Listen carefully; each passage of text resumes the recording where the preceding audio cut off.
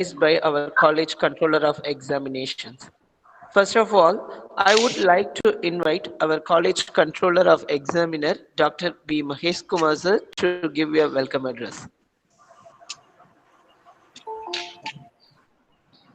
Thank you, Nithiselvam. Respected Secretary Sir, eminent guest of honor, Dr. K.SUMATHI Madam, respected Principal, respected Director of Self-Finance Course, my dear colleagues, good afternoon to all. It gives me immense pleasure to welcome you all to this two-day workshop on question paper settings. First, I would like to welcome our beloved Secretary Sir, Dr. P. Mahendran, who is very supportive for such initiatives in this institution.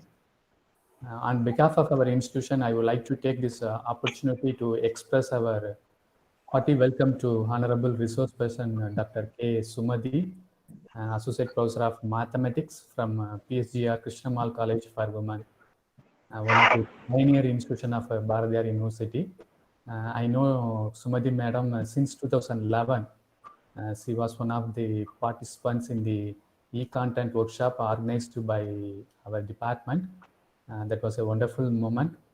Now she is very busy in academic activity and also in domain also, like academic editor, consultation for ranking, and a DBT Star College mentor.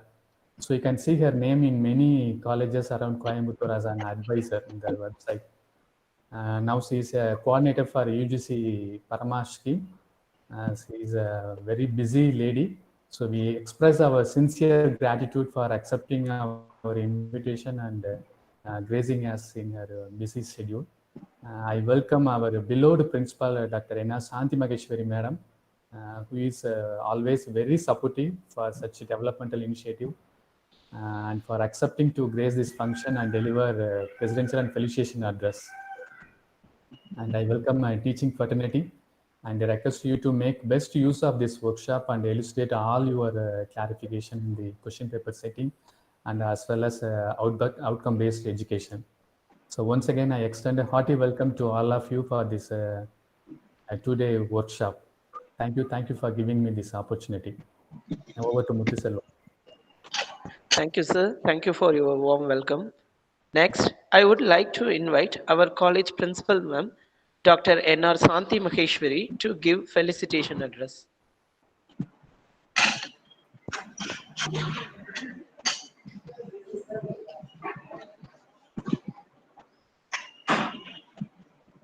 Good afternoon to all.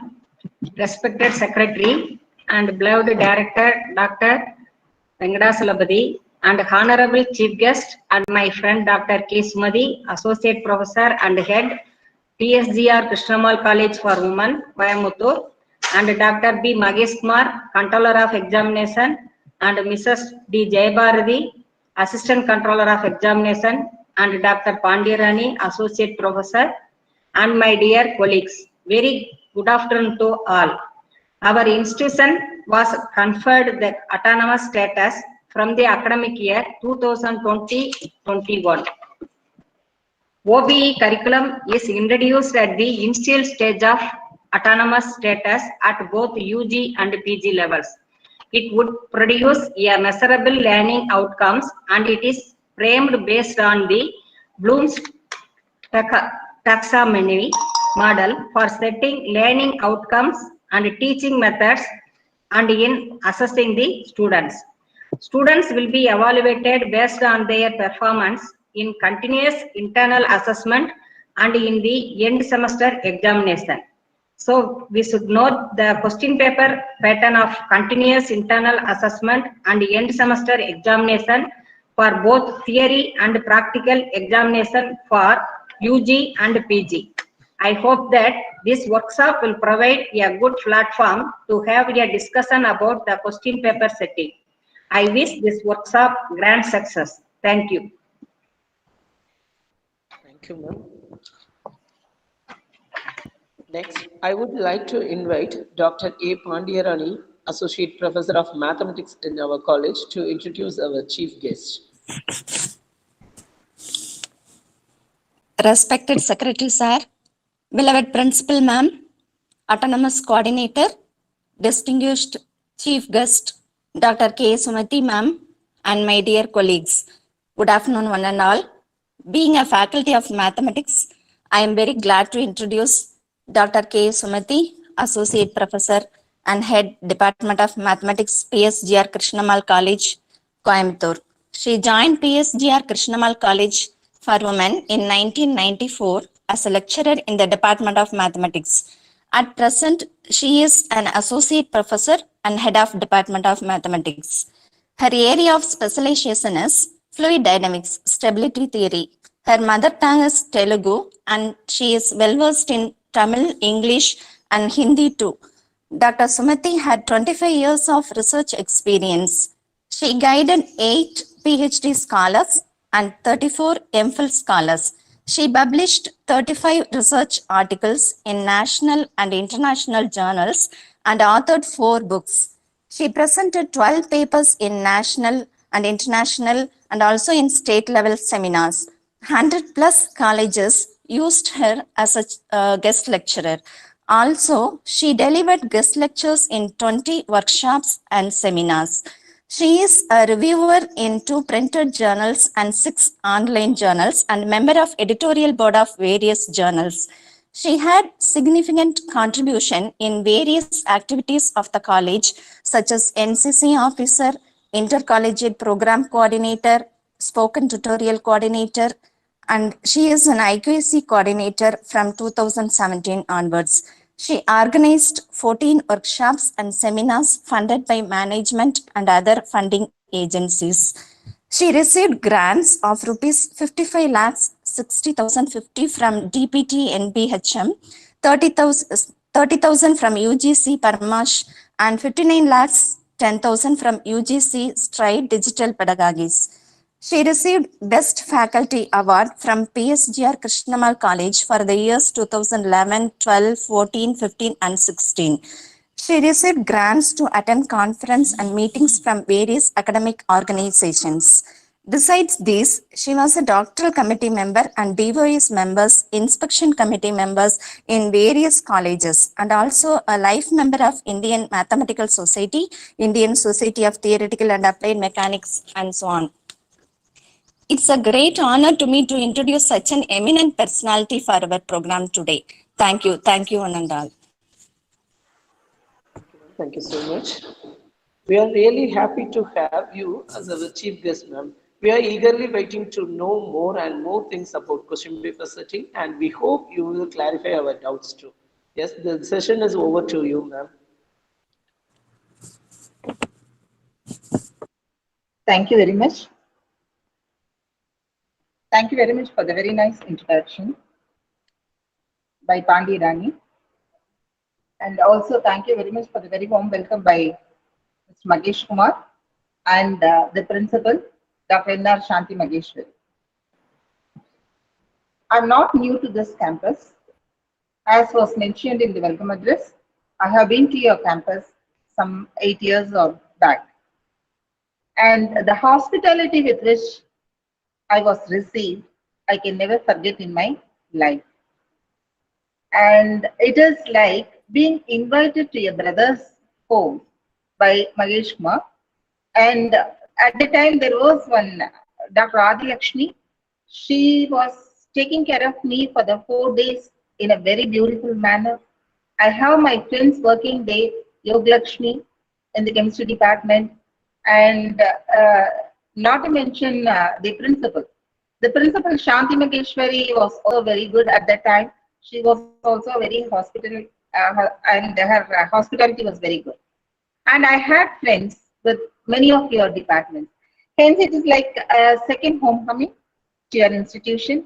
So I thank you very much for having invited me to share few of my thoughts with you. Let me give 2 minutes so that I will share my PPT with you.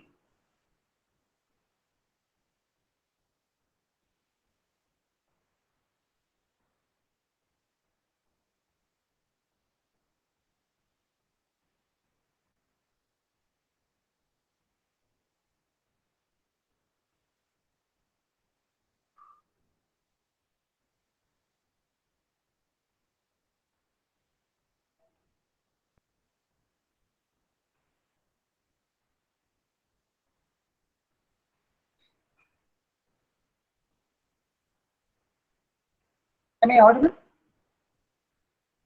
Yes, ma'am, you're audible, please. The PPT is visible? Yeah. Okay, thank you so much.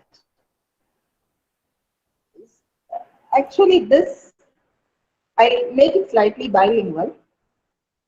And this COVID situation has got on to most of us. But what it has made us is very tech savvy. And all of us, we are expected to do multitasking. At this stage, I'm reminded of a story which my mother used to tell. Long ago, there was a king who used to go for visits in the city to check whether everything is all right. So at that time, one king was coming, and he was just received by all his citizens. எல்லாமே தூவி எல்லாம் பண்ணி ரொம்ப ஈகரா அவரை invite பண்றாங்க. And he was just walking along. And at the corner of the road, there was a house surrounded by a very high compound. Inside the compound, he can listen to certain noises. Now the king is little bit worried, and also he is angry. என்ன நான் ஒரு king வேலை வரேன், யாருமே வந்து வெளியில வராம உள்ள எப்படி ஒர்க் பண்ணிட்டு இருக்கலாம்.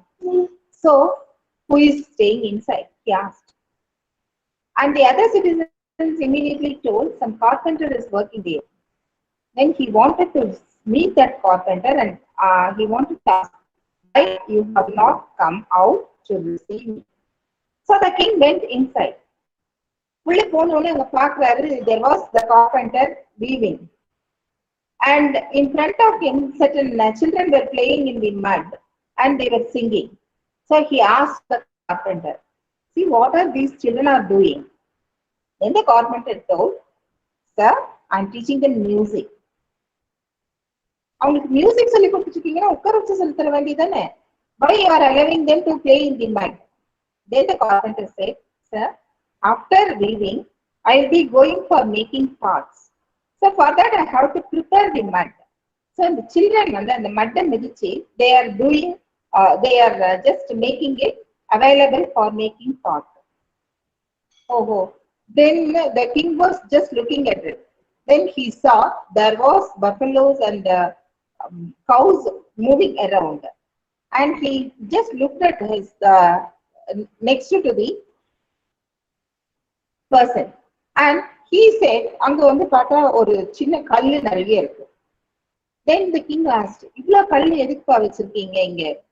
Then they said, இல்லங்க நான் எதுக்காக அந்த then the weaver said, நான் எதுக்காக இந்த கல்லெல்லாம் வச்சிருக்கேன்னா, அங்க தூரத்துல பாத்தீங்களா, அங்க என்னுடைய மாடெல்லாம் வந்து செக்கு ஆட்டிட்டு இருக்கு. We are taking out oil. அதனால அந்த ஆயில் எல்லாம் வந்து பண்ணும்போது சம்டைம்ஸ் மாடு நின்னுடும். Therefore அதை வந்து ஓட்டுறதுக்காக நான் இங்க பக்கத்துல நிறைய கல் வச்சிருக்கேன். அப்படியா, பக்கத்திலே கூடவே ஒரு உண்டிவில் மாதிரி ஏதோ ஒண்ணு வச்சிருக்கீங்களா, அது எதுக்கு வச்சிருக்கீங்க? Then this reader said, தூரத்துல பாத்தீங்களா, அங்க வந்து என்னுடைய ஃபீல்டு இருக்கு, அந்த ஃபீல்டுல நிறைய க்ரோஸ் பேர்ட்ஸ் எல்லாம் வரும். ஸோ அந்த பேர்ட்ஸ் துரத்துறதுக்காக வச்சிருக்கேன். அப்போ உங்களுக்கு எதிரில ஒரு ஸ்லேட் இருக்கே, இது என்ன? Sir, my wife is from another country. So from her, I wanted to learn Greek. Therefore, whenever she goes out, she will write 10 words in that slate in Greek, and I will start learning. Now the king said, you remember correct. You should not have come out to meet me. Whenever I am coming this side, I will come and meet you. So the teaching job, it has become, it is turning slowly into the job of that weaver. We are expected to perform multitasking. You have to worry about the autonomy of the institution. You have to worry about the NAC grading, and you have to worry about the NIRF ranking, and you have to do a lot of meetings with the parents and all the stakeholders. In addition to that, you have to teach the children also. So after doing so many clerical work, and then only you are coming down to the teaching. Once you have come down to the teaching as the last priority, then what will happen? How will your graduates will be? Will they be up to the mark to meet the demands of the society, to the demands of the industry? Then that is $1 million question. which has to be answered by the educators. And hence the Washington Accord and everybody, they have brought the OBE curriculum. And when we are bringing in this OBE curriculum, then the assessment and evaluation, the question paper setting, everything they turns into a different fold. See, for example, in 1960, a question was asked. A peasant sells a bag of potatoes for $10. His costs amount to 4/5 of his selling price. What is his profit? Now the child, he has to find out what is the selling price and what is the profit. The same question they asked later on in 1970. The same question is asked like this. A farmer sells a bag of potatoes for $10. His costs amount to 4/5 of his selling price, that is $8. What is his profit? See, in 1960, the selling price, that is $8, has to be calculated by the child or the student. Whereas now in 1970, the calculation 4/5 of $10, it is given as $8 in the problem itself. And all he has to do is just subtract 8 from 10 and he has to say, this is my profit. Then what is happening? So yes, in 1970s, again, in a new scenario, the modern world, it is the simple numbers that they have been generalized into concepts. So a farmer exchanges a set P of potatoes with set M of money. The cardinality of the set M is equal to 10 and each element of M is worth $1. Draw 10 big dots representing the elements of M. The set C of production cost is composed of 2 big dots less than the set M. Represent C as a subset of M and give the answer to the question. What is the cardinality of the set of profits? So now what we have done is just starting with two numbers 10 and 8, now we have gone down to the generalization of that concept in the same 1970s. Now in 1980, the same question is asked. A farmer sells a bag of potatoes for $10. His production costs are $8 and his profit is $2. You underline the word potatoes and discuss with your classmates. Now what is happening? The numerical ability is not measured. Now the group activity is involved and the person or the student has to underline the word potato and he has to discuss with their classmates about this problem. Next, in 1990s, the same question is slightly modified. A farmer sells a bag of potatoes for $10. His or her production costs are 0.80 of his or her revenue. On your calculator, graph revenue versus costs. Now the introduction of calculator has come. So there is no need for the child to find out what is. Represent that data graphically. So in 1990, money was free. And now, how do we ask? Same thing. A bag of potatoes for $10. His or her production costs are 0. Are revenue. Now, you run the potato program to determine the profit. Then discuss the result between the inputs. Write a brief way that analyzes the behavior. Now, the entire problem, this we have started as 10 minus 8 Now it has turned into a different dimension. Now the child, he is expected to have the computational skills, must know how to run a computer program, and he should know how to make a group discussion with his students. And out of that, he has to come out with a thinking. Madam, sorry for the interpretation. You are not audible, madam. One second. One second.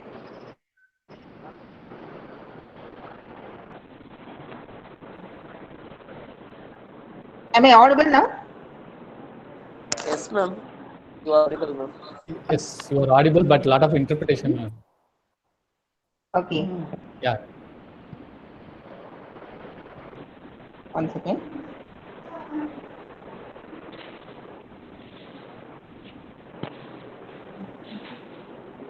Yes. So in 1990 we have completed, and now how the same question is asked, that we are finding out. Hence here what we are doing is we are expecting the child to run a potato program. That is, he is expected to use the computational skills, and he has to be having certain soft skills. Also, he has to write a brief essay that analyzes this example in the real world of economics. So just merely knowledge, numerical ability, 10 minus 8 is not sufficient today, but he must be able to apply the problem into a real world situation. Why is this? Because in 1970, remember, all your family members or some elders, they were doing this. Whereas now, our children are doing this. So with the introduction of this Android mobile phones, the educational scenario has completely changed. And with the advent of computers, again, the requirement of skills and knowledge levels, that too have changed a lot. That necessitates this outcome-based education. And certain terminologies I would to remind you of. I am told that you are new to this outcome-based education, and I was asked to touch upon few things. And even if you have to go for your final step, then each and every step is important in outcome-based education. And outcome-based education, first thing you have to concentrate are graduate attributes. What should be the attribute that you expect your graduates should possess? And based on that, you have to go in for your vision and mission. And then you decide upon what are the programs you are going to offer. Then I'll be going in for program educational objectives. So each program, what will be my objective? And out of each program, what will be my outcome? And then based on that, I will be introducing my courses. So whenever I am introducing a course, earlier we used to call it as a paper. So the course which we are introducing, that too must have an objective, and we must be able to measure the outcomes. And then once you have come down to the level of the courses, then we are again moving upwards. Is the course outcome is matching with the program outcome, and we are formulating the course matrix. And for all the courses, with this program mapping is done, then we are doing program matrix, we are calculating, then the program curriculum we are framing, and then we are going in for this assessment. And once this assessment is done, I want to find out whether my students have achieved the required graduate attributes. And if they have not achieved the required graduate attributes, then I have to change my vision, mission, program. Then I have to come back and modify my course. Then again I have to map whether COPO mapping has been in place, and then I'll be again going in for designing my program curriculum. Then I'll be just assessing it again, and again I will just check whether my graduate attributes are met, whether my graduates are having the same kind of attributes. Hence, assessment will tell you how to modify your vision and mission, how to go for your program objectives, how to frame your programs, and how you will be introducing your courses. And this process will keep on going in loops. So it is a continuous process.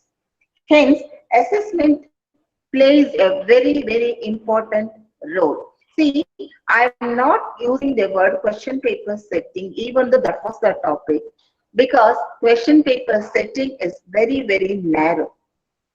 Question paper setting, it just concentrates on the evaluation, and it will tell you what should be the grading given to the student, whereas this assessment is higher.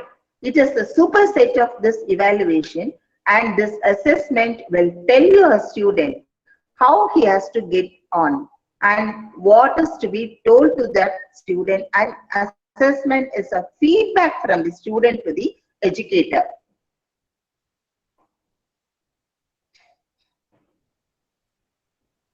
Hence,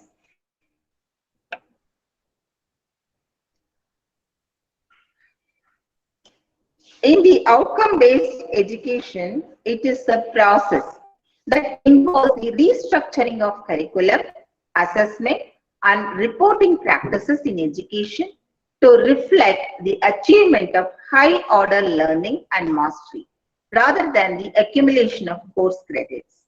Hence, your assessment under OBE, it is not just awarding grades or just awarding credits, but it is involving the practice of restructuring of curriculum itself to reflect the achievement of high order learning and mastery. So why we go for this outcome based accreditation? It is because of the globalization. This globalization has brought in a clear shift from education as transmission of expert knowledge to education as building learner competency, including learner to learn and lifelong learning.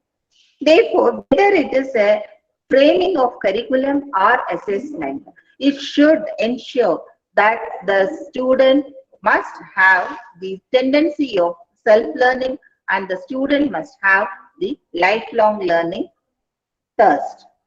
So this means the focus, it has to be on understanding fundamentals very well and learning new skills and competencies that would enable individuals to cope with the demands of the rapidly changing workplace. And we want to prepare, originally this OBE was introduced for engineers. So it was preparing global engineers who will have to solve problems and shoulder challenges which are not even known today. And slowly we are making a shift, and this OBE has come into our arts and science streams also. And so here also we have to prepare our graduates to meet the global challenges.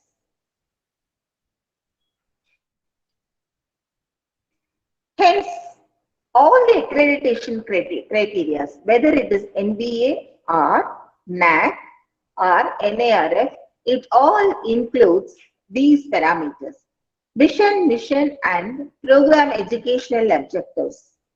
Then what are the program outcomes? Then program curriculum, student performance, faculty contributions, and what are the facilities and technical support available inside the institution? Academic support units and teaching learning processes, and governance, institutional support and financial resources, and is there any continuous improvement inside the institution? So again, when I talk about assessment, then it is not a one-day process or one-year process. It is a continuous process. Hence, in the outcome-based education, we define, or we are just finding out the attributes that my students should possess. What are the knowledge? what are the skill components my students should have. That is what is the aim of my outcome-based education. And based on that, we are framing the curriculum and how to make the student achieve the desired outcome. So based on that, the curriculum is framed. And once you have framed your curriculum, then we decide upon the teaching and learning practices and how to measure what the student has achieved because of the introduction of this outcome-based curriculum.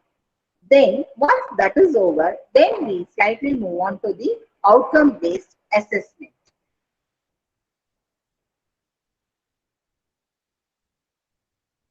So,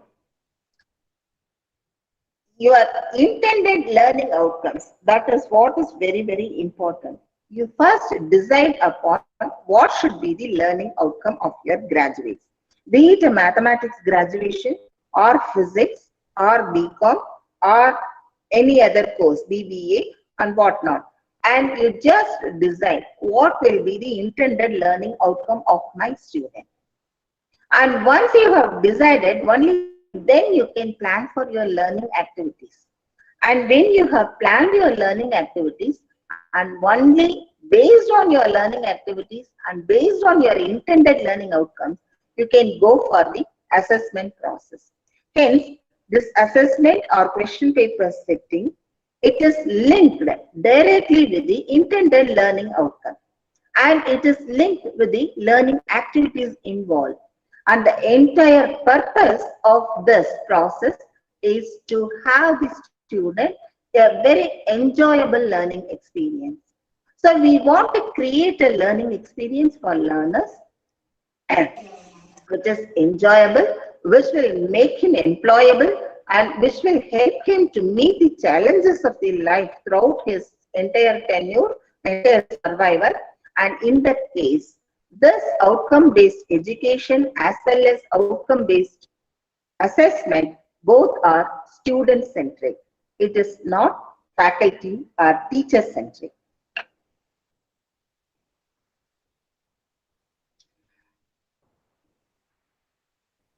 Hence, in the OBE framework, we start with mission vision and we move on to program educational objectives. Then we move on to program outcomes. Then based on the program outcomes, we move on to course outcomes. Then based on our outcomes, then course planning and delivery we do. And then we define our syllabus. Then we plan our teaching methods. And then we plan our learning activities. And then you have to go in for course assessment. Once this course assessment has been done, whether the course outcomes are met by the question paper setting or by your assessment, other assessment activities, once you have decided whether this course outcomes are met, then you just move on one step further to check whether the program outcomes are met. So we are moving slightly from course assessment to program assessment. Once the program is assessed, then we are moving on towards the institutional assessment, whether the goal of my institution has met or not. That I will be finding out. And if that is not met, then what I have to do? I have to make improvements. To make the improvements, I will be taking up inputs and feedback from industries and professionals and various organizations. And then based on that, I'll be modifying my mission, vision and PEO, PO, CO, then course planning. Then I'll come down again to course assessment and program assessment. And then again, I'll be moving on to institutional assessment. And again, this will keep on moving. My mission or my vision is to take my college to the top level. If I want my college to be the #1 college in the NIRF ranking at the national level, then what should be my programs and how the educational objectives should be and what are the program outcomes and how each program should be designed and whether it is met. And if it is met, I'll be going in for what are the papers or what are the courses I have to include. Once I have included the courses, then I'll be going in for different modes of.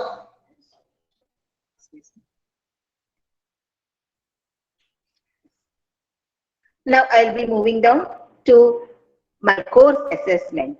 Then course outcomes, whether that attainment has met, then I'll be moving on to program assessment, and I'll just keep on moving in loops. So this outcome-based education, it starts with a very clear statement of what knowledge, skills and attitudes the graduate student will be able to demonstrate as having acquired on successful completion of a degree program of study. And these should be clearly measurable. These are stated as program outcomes and course outcomes and are related with the vision, mission and PUO statements and graduate attributes as stated in Washington Accord. And the next step of OBE is designing appropriate outcome-based curriculum. Then carefully planned teaching learning process has to be put in place next. Then suitable assessment methods and tools are to be used at appropriate times involving the concerned stakeholders. That is very important. That whatever the assessment you are doing, then you have to take into concern all the stakeholders, parents, alumni, the current students, industry members and general public. So you have to, suitable assessment methods and tools are to be used at appropriate times involving the concerned stakeholders to monitor and improve teaching learning on a continuous basis. So first you just worry upon your graduate attributes. Graduate attributes are a set of generic knowledge, skills and attitudes considered essential for all graduates of the 21st century. All graduates are expected to demonstrate these attributes on completion of their degrees. Institutions who can ensure these attributes in their fresh graduates may be accredited. It provides a means for establishing substantial equivalence of degrees. So when I talk about graduate attributes, it ensures that my graduate is employable in certain types of industries. All my graduates need not go for teaching job alone. My mathematics graduate, he may be going for IAS training. He may be taking a IAS course. He may be going in for even politics. Or my student, being a women candidate, she would like to be a housewife, homemaker. Or sometimes my student may be going in for entrepreneur. So my graduate attribute, what my student is expected to have, it does not depend upon the profession which my graduate is choose. That is, my graduate must possess certain qualities that whatever may be the profession my student is selecting, for that he must be adaptable. For that I have to prepare. So out of my 60 student strength, I would like 10 members to be going in for administrative jobs. 10 students may be going in for bank jobs. And 10 students may be aspiring for entrepreneurship. And remaining 30 students may be willing to go for higher studies and they would like to take up research. Hence, my curriculum design as well as my assessment, it should be like that. It should ensure, it should give provision for administrative training. It should give provision for bank employment training. It should have the provision for research and higher studies, and it should have the employability skills that must also be there.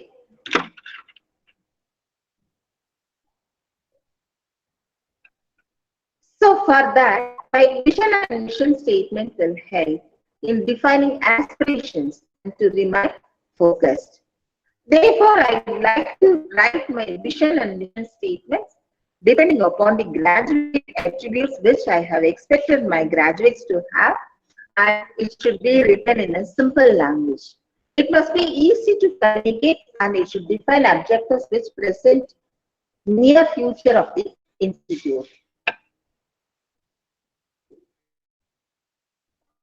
And how to formulate your vision and mission statement? You have to have a bottoms-up approach. You have to start with your students, and you have to involve all stakeholders.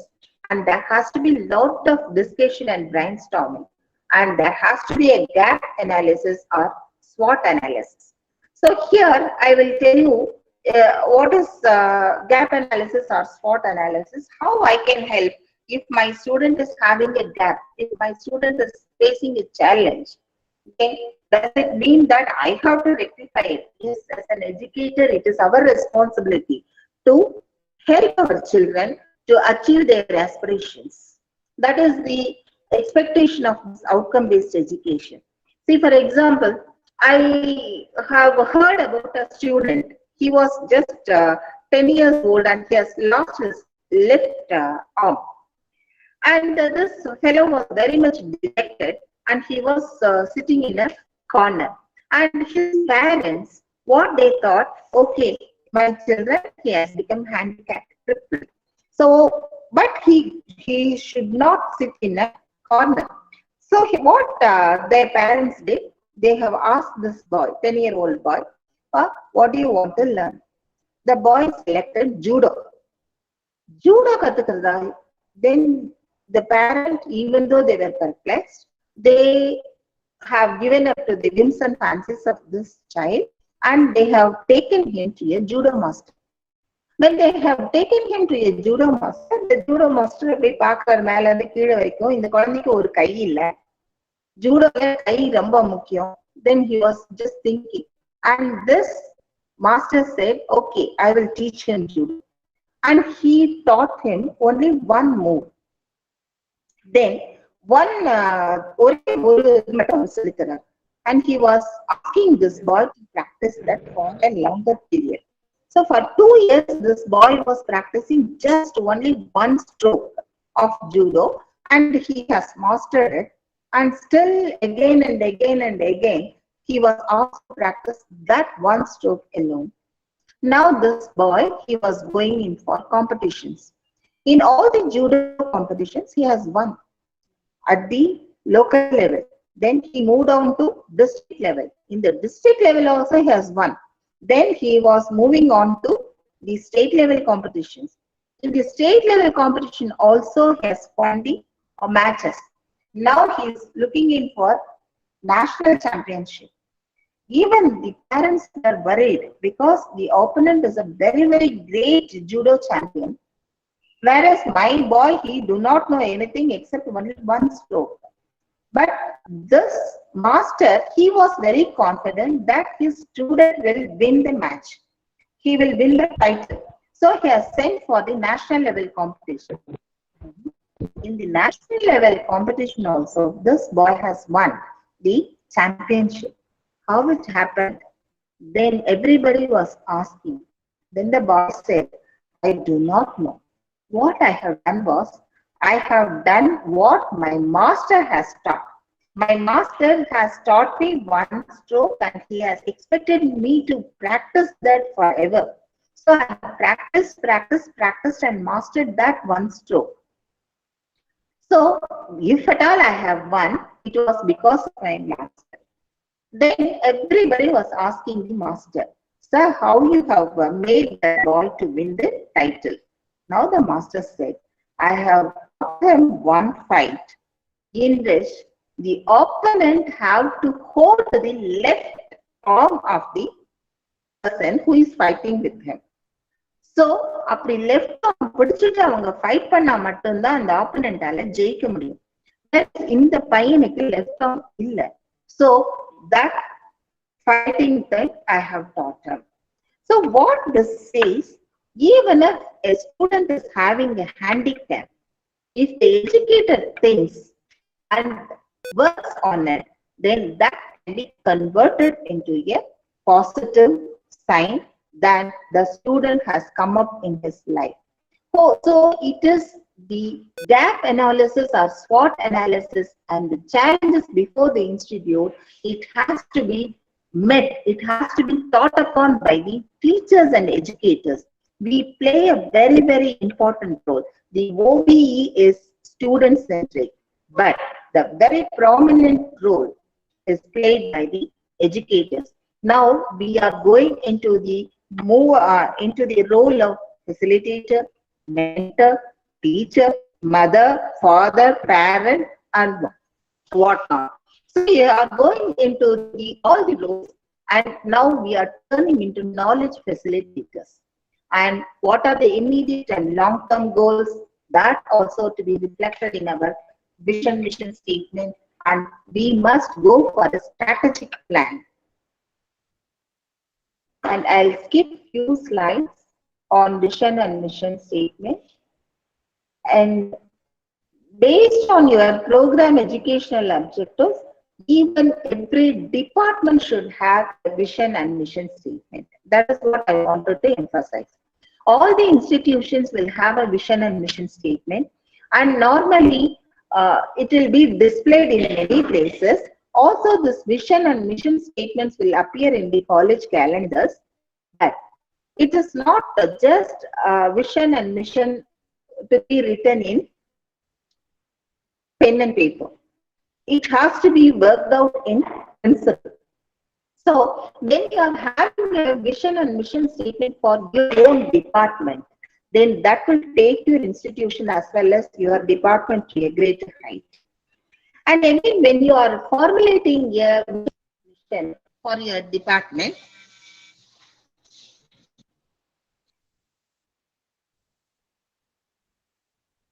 excuse me.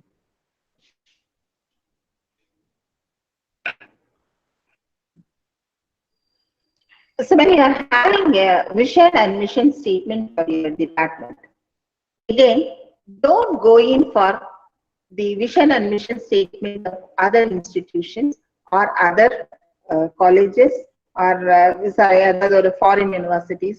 அந்த மாதிரிலாம் பார்த்துட்டு நமக்குன்னு ஒரு விஷனோ ஒரு mission statement அதுல இருக்கிற objectives எல்லாம் எடுத்து போட்டு தயவு செய்து அந்த மாதிரி பண்ணவே பண்ணாதீங்க. Just think of a distinct vision and mission for your department, and that will decide upon your curriculum, and that will decide upon your teaching learning method, and that will decide your assessment practices.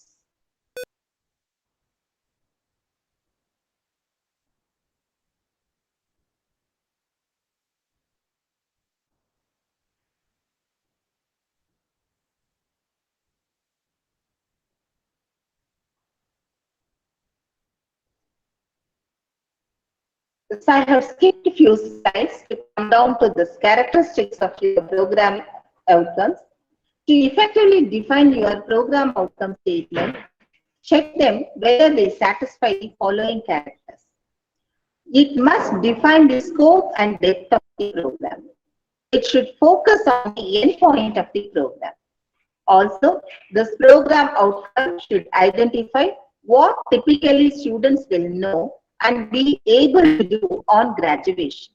And it should be measurable, realistic, and achievable within the context and time frame.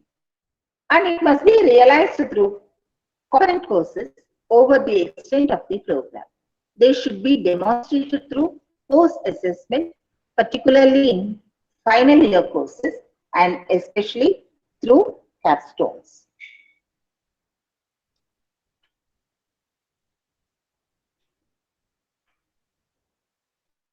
So here I have just given you the program outcomes defined by NBA, because I just wanted to give you an example of what are the program outcomes. So here they have defined 12 program outcomes. Why I have taken this NBA model? For the NBA model, I will just show you how the programs are designed, how the courses are defined, and how this PO maps can be modified according to the arts and science streams, and how the attainment can be achieved. So So everything it has started with this engineering group. So I have just given you the program outcomes of the engineering NBA. So in NBA they have given 12 program outcomes. One is engineering knowledge, and the second one is problem analysis. That is, the graduate should be able to identify, formulate, and review research literature, and he must be able to analyze complex engineering problems. Then design and development of solutions. The engineering graduate must be able to design solutions for complex engineering problems. And he must be able to conduct investigations of complex problems.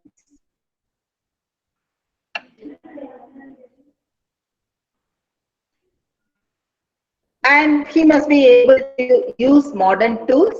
And what will be the societal he must be applying a reasoning informed by the contextual knowledge to assess societal, health, safety, legal, and cultural issues. And environment and sustainability. The engineering graduate, he must be able to understand the impact of the professional engineering solutions in societal and environmental context and demonstrate the knowledge of and need for sustainable development. He must apply ethical principles and commit to professional ethics and responsibilities.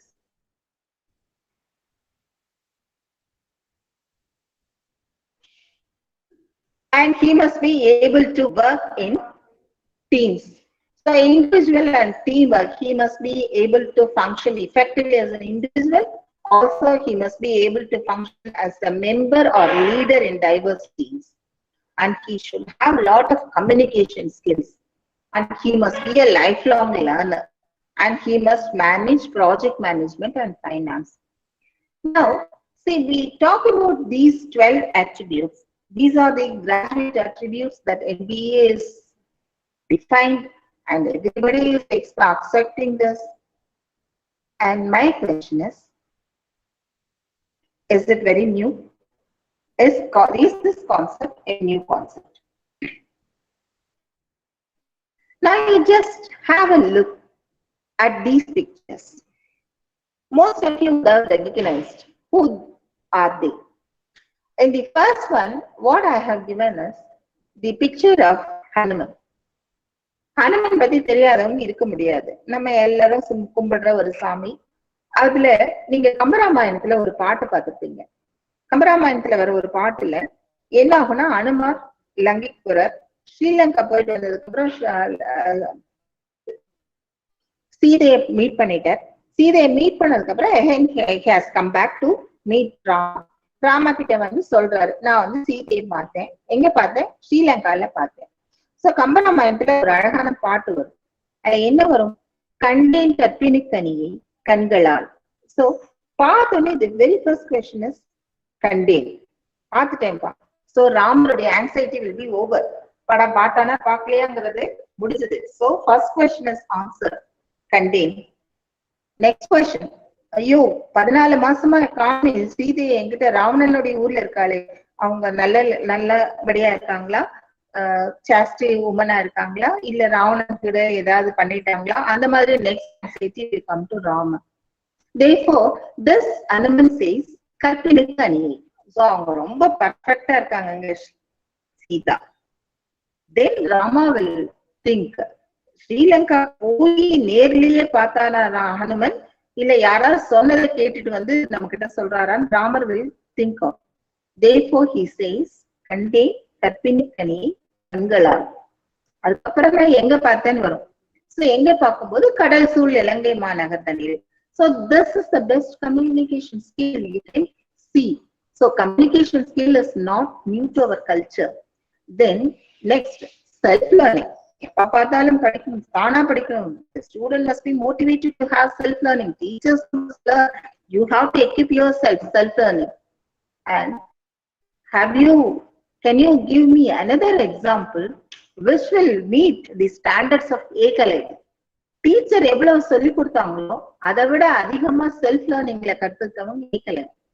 So when you have these graduate attributes, communication skills and self-learning, you can see examples from old literature itself.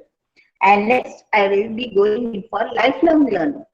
Lifelong learning, நீங்க பாருங்க, அவ்வையாரை விட யார் ரொம்ப அதிகமா படிச்சவங்க இருப்பாங்க?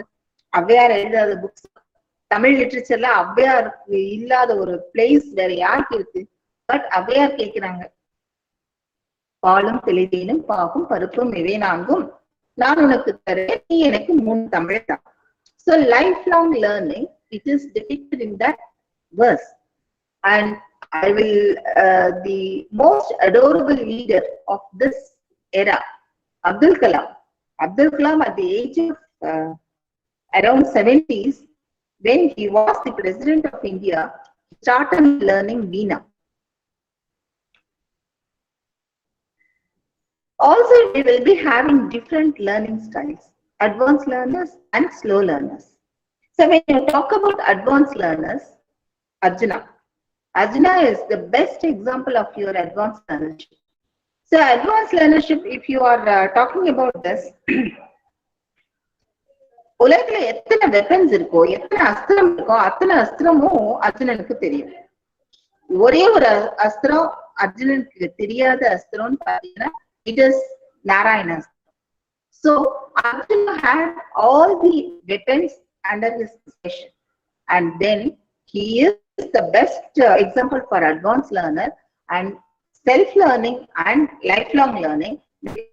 Even after learning all these astras, he used to sit at the feet of Krishna to learn Gita.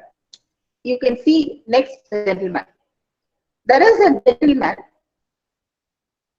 I would not like to name give his name now.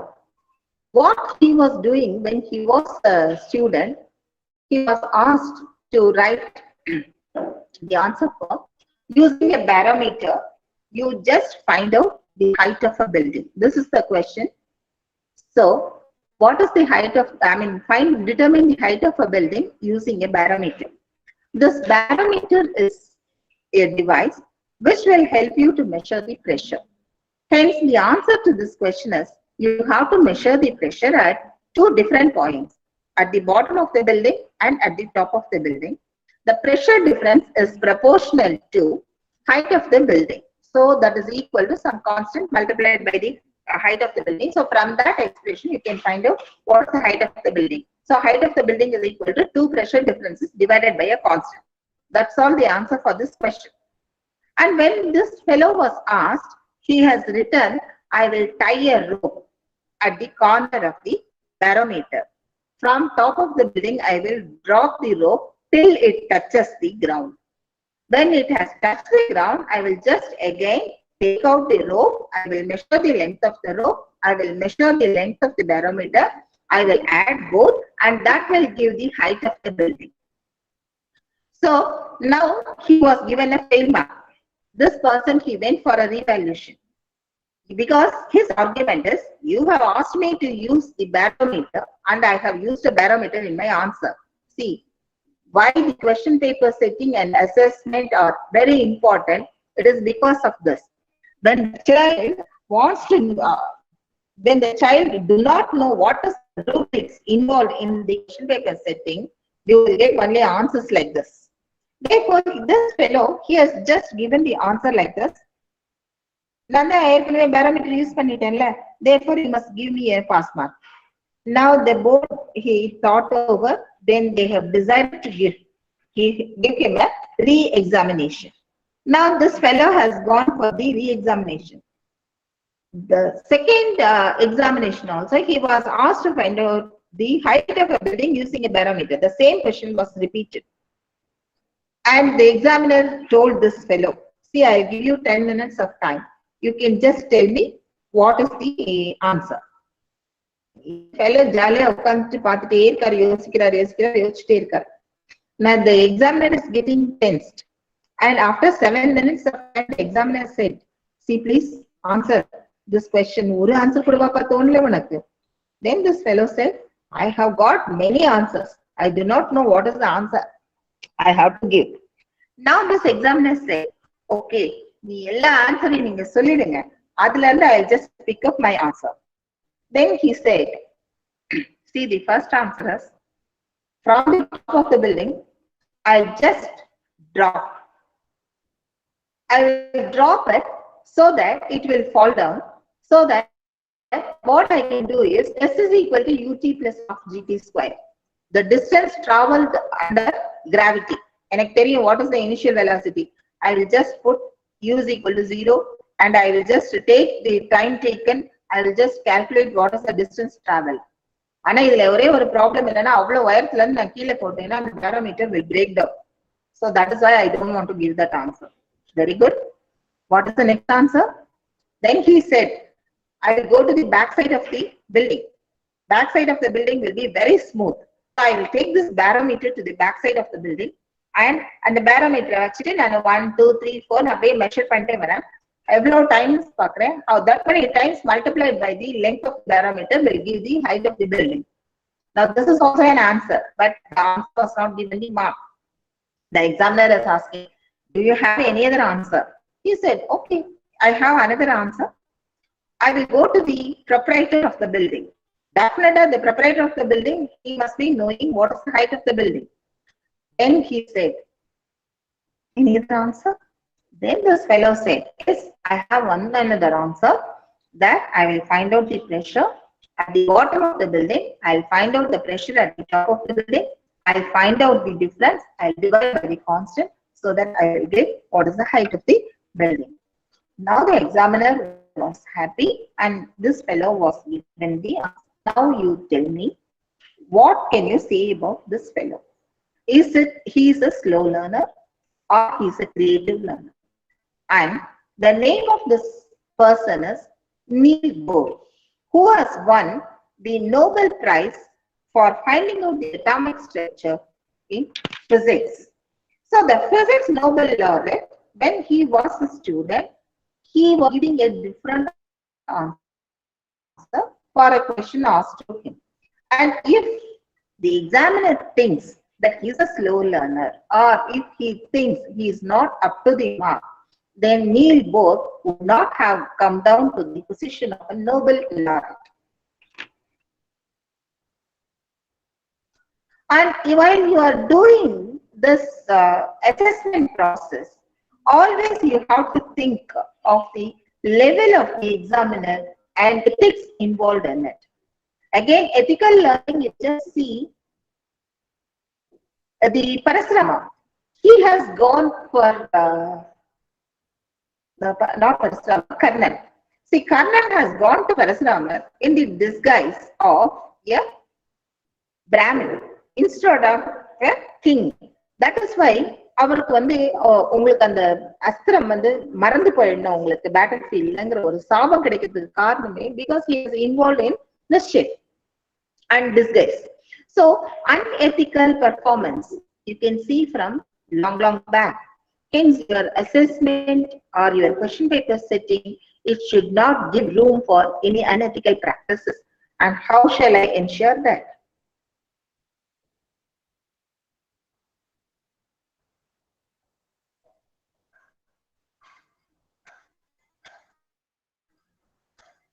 I'm just giving moving out few slides for want of time. So in OBE, what I have to do is always I have to go with the backward design. So in the backward designing, what we are doing is you cannot start planning how you are going to teach or how you are going to assess until you know exactly what you want your students to learn. In other words, backward design means we start with the desired results of our teaching and leave teaching activities until the end.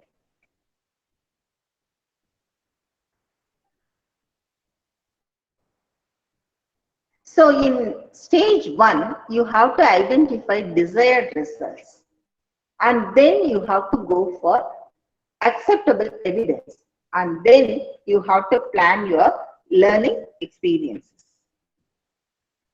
And before you are going in for taking up your various assessment activities, you should understand one another thing, that not every student is learning in the same manner. So there are different learning styles involved in your students. Therefore, what are those learning styles that you must be aware of? There are 8 learning styles identified so far. Even some critics, they admit it may be a good idea to be familiar with people's preferences regarding acquiring information. Hence, before you go in for your assessment process, you have to classify your class students. What is their learning style? Are they visual learners? The first kind of people, they definitely mean that the eyes habit. What I see, I learn. These people prefer it when information is visually presented. Rather than detailed written or spoken information, these students will respond better to charts, graphs, or tables. Pictures and photographs, visual aids such as projectors, and information that is organized visually, color-coded categories. And actually, இவங்களுக்கு வந்து இந்த battlefield அங்க சண்டை போட்டது இங்க சண்டை போட்டதுங்கிறத விட, if you say the battlefield was a sea of death, immediately they can imagine. Oh. So such kind of learning style you can see in few students.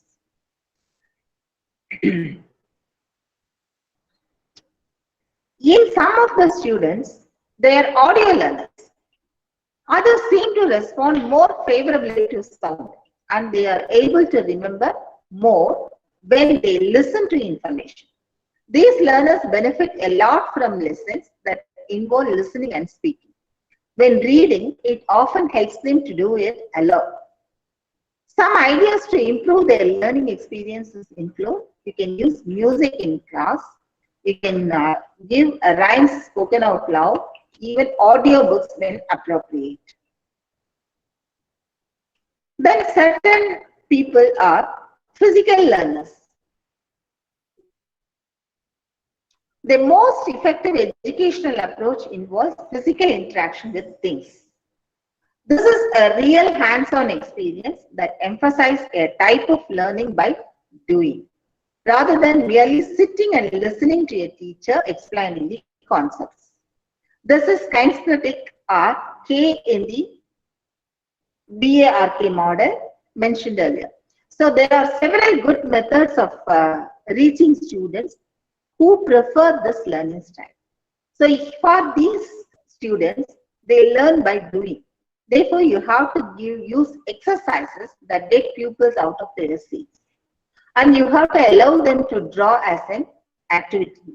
You have to get them to perform an experiment or role play. Incorporate activities that involve acting or dancing. You have to introduce puzzles or other physical objects they can handle. So for physical learners, you have to use exercise. You can introduce drawing. You can experiment, or you can give them doing role plays.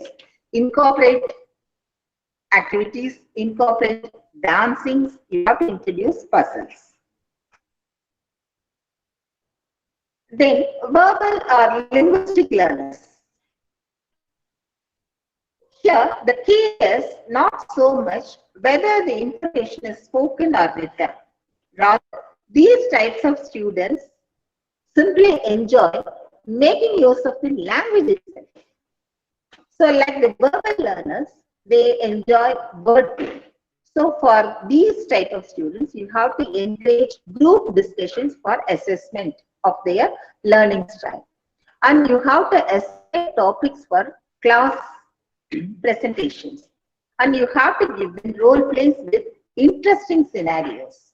And you have to be promoting flexibility related to learning new vocabulary.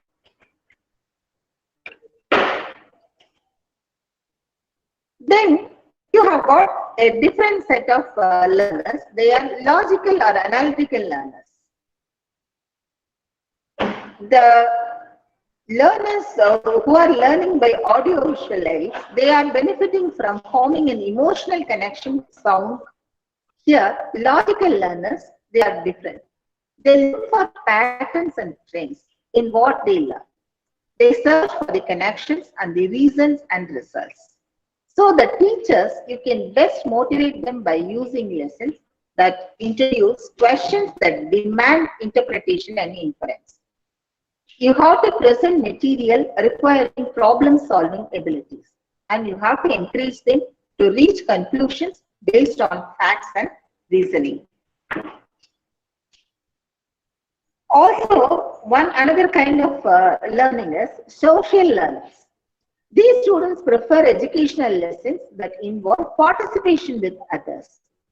Therefore, some good approaches are you can use group activities, you can incorporate role playing, you can encourage students to ask other questions and share stories. Solo learners, they are just opposite to social learners. In contrast to social learners, these are students who prefer to study alone. So when by themselves, these individuals strive. To assess this style of learner, your teacher may use exercises that focus on individual learning and problem solving. You can ask students to keep personal journals and acknowledge their individual accomplishments. Finally, natural or nature learners. These are those learners who do best when interacting with Mother Nature. So for them, our teaching practices should include hands-on experiments. We can conduct some classes outdoors and we can use examples from nature in explanations.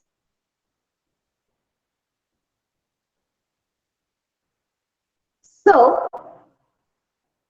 when you have understood what is the learning style of your students, what are the learning styles in your class as a whole, see, you may be wondering, in class 60 members இருக்காங்க. 60 members இருக்கும்போது 60 members may have all these 8 learning styles. Then how do I assess? That is where your assessment practice comes. Your question paper setting or your assignment or your quiz, whatever it is, it should bring out the inherent learning styles of your students. You must focus on building your question paper setting or your assignment, or you can plan your quiz in such a manner to understand what are the learning styles of your students and what is the learning outcomes of your students. So all your assessments, it has to be focused on this one important factor. So it is the assessment, it is one or more processes that identify, collect and prepare data to evaluate the achievement of course outcomes and program outcomes. So here what you can do is, there is no one process. So we are having direct tools as well as indirect tools. So first I'll discuss about indirect tools. In the indirect tools, you can have course end survey. So all the attributes, graduate attributes, your curriculum is meeting it. That you can do and you can do your assessment. And exit survey, what about your curriculum, designing, assessment, everything. Then you can have a faculty survey. You can have an alumni survey and you can have a program statistics. So all these things are indirect tools. And the direct tools which you will be using for the assessment are our usual known things: tests, assignments, lab, seminars, and industrial trainings and projects.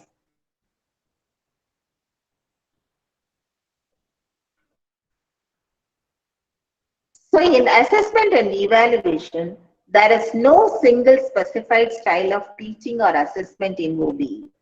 Classes, opportunities, and assessments should all help students to achieve the specified outcomes. So the role of faculty adapts into instructor, trainer, facilitator, and or mentor based on the outcomes targeted.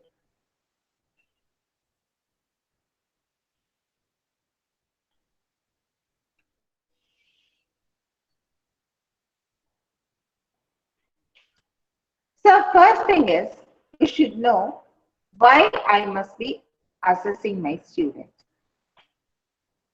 So why to assess my student? It is the starting point and prerequisite of an effective assessment task design.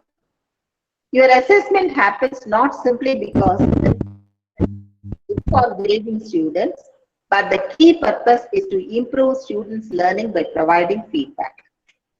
So why to assess? If you are very clear, then you can go for how to assess. So you have to choose appropriate assessment method that can assess how well students have achieved the course intended learning outcomes.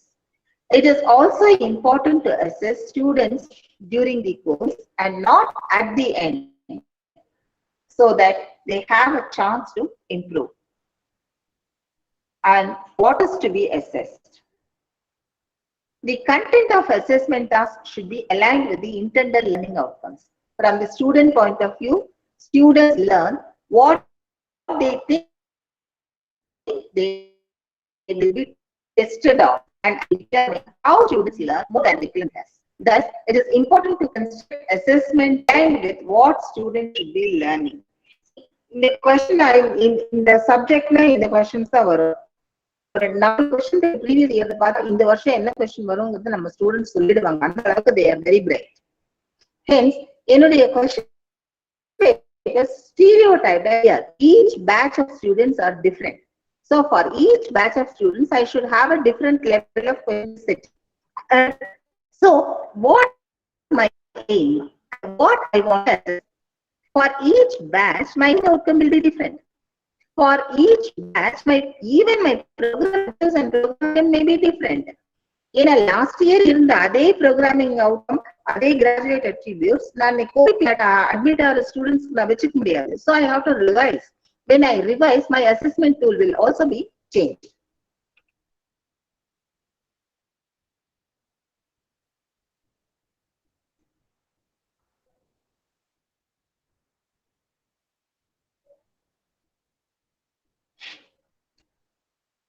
So in a learner-centered approach to course design, successful assessment, it requires clear articulation of the link between assessment and the achievement of the learning outcomes. That is very important.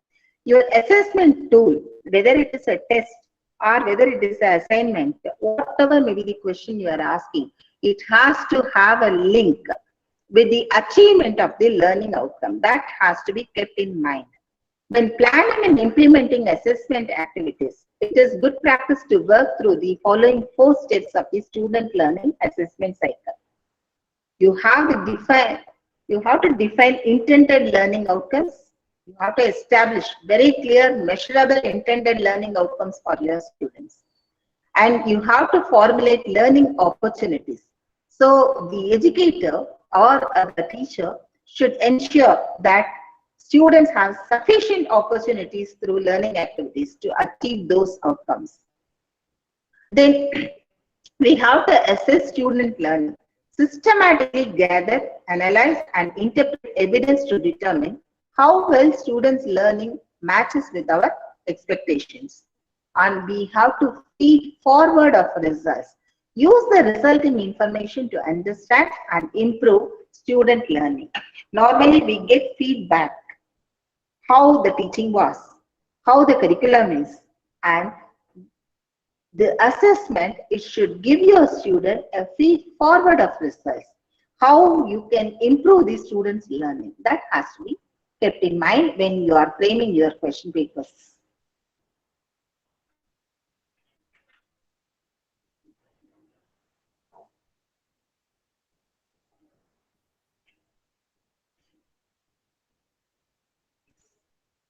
So establish your learning outcomes, then you provide learning opportunities, then you assess your student learning, and you use the results to again establish newer learning outcomes.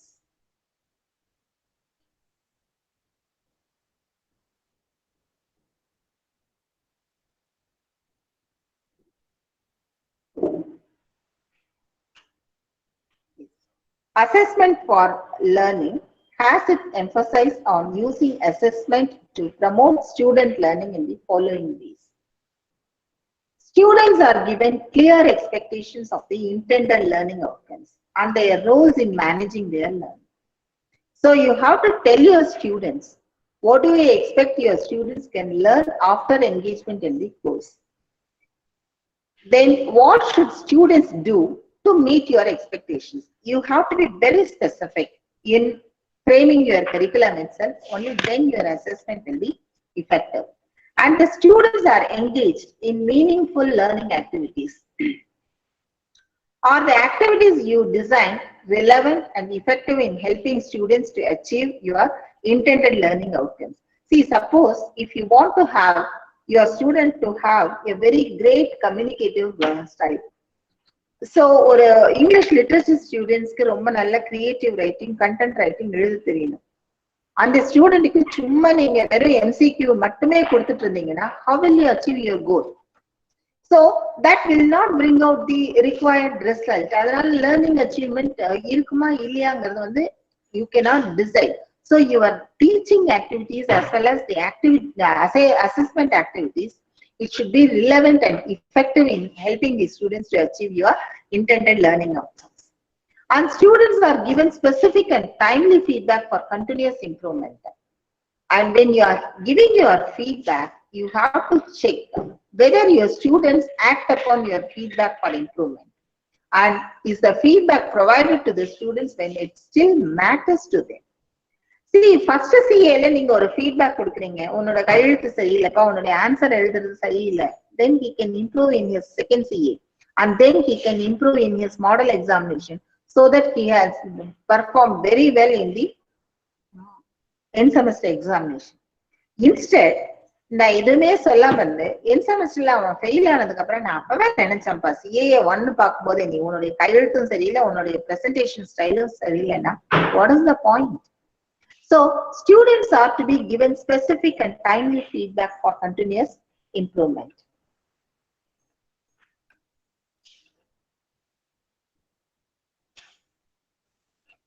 So when you have your question paper setting for assessing student learning, you have to keep these 9 principles. The assessment of student learning begins with educational values. That is very important.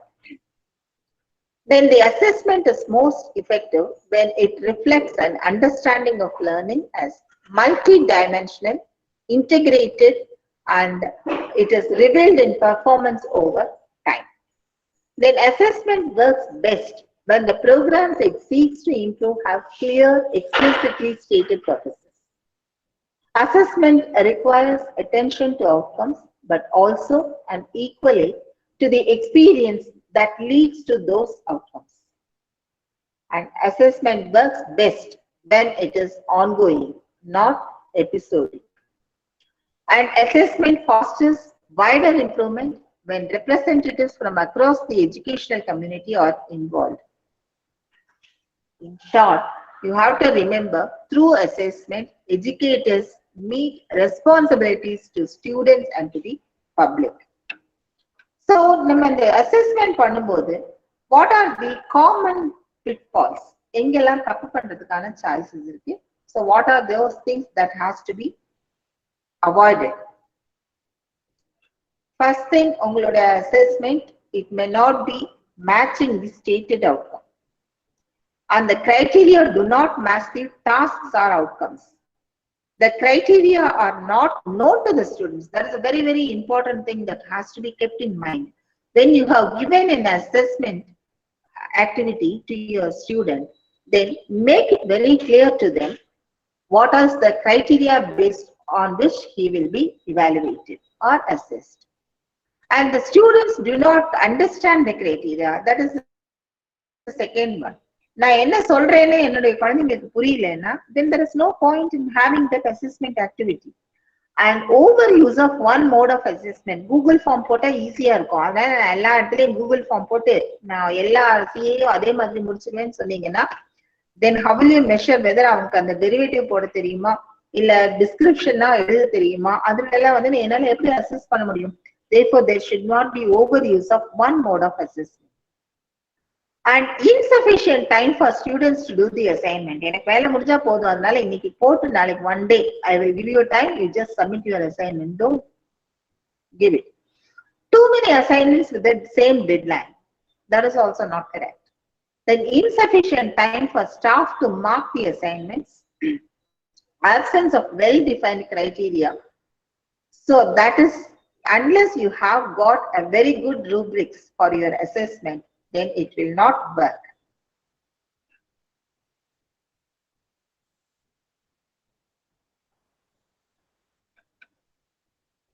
So, planning and implementation while setting your question paper, very important step.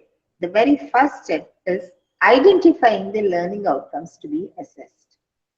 Learning outcomes describe how students will be different because of a learning experience. More specifically, learning outcomes are the knowledge, skills, and attitudes that students take with them from a learning experience. So, in a paper, what will be the skill or what will be the attitude that a student will learn? So, when you are dealing with a language paper and when you are dealing with a computer paper, the same type of skills will not be acquired by the student. Same kind of attitude will not be acquired by the student, and the knowledge, it will be different. Hence, when you are deciding upon your question paper setting or your assessment activity, you have to just identify what is the learning outcome that should be assessed.